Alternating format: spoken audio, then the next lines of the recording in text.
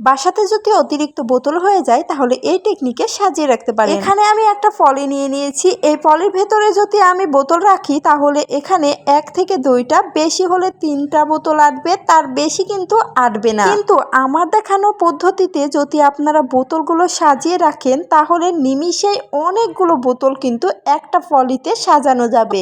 একটা বোতলের মুখি খুলে নিন এবং পলির ভেতরে দিয়ে ঠিক এমন ভাবে আবার মুখিটি আটকিয়ে দিন। এমন ভাবে আপনি যতগুলো ইচ্ছে ততগুলো বোতল আটকিয়ে দিতে পারেন। এই সাইজের পলিতে ঠিক 10 থেকে 15টা বোতল নিমিষেই কিন্তু এঁটে যাবে। এর চাইতে যদি বড় পলি হয় তাহলে আরো বেশি বোতল সাজানো যাবে। এই পদ্ধতিতে যদি বোতলগুলো সাজিয়ে রাখেন তাহলে ঘরে দেখতেও ভালো লাগবে, আবর্জনার মতন লাগবে না এবং প্রয়োজন শেষ হয়ে গেলে আপনারা এই বোতলগুলো বিক্রি করে দিতে পারেন অথবা কোনো প্রয়োজনে কাজে লাগানোর জন্য রেখে দিতে পারেন রুমের এক সাইডে এমন ভাবে সাজিয়ে। দেখেন আমি কিন্তু এগুলো সাজিয়েছি, অনেকগুলো কিন্তু এঁটেছে আর এই পলিতে আরো কিন্তু অনেক বোতল আমার আটবে। তো কেমন লাগলো আজকের ভিডিওটি বন্ধুরা?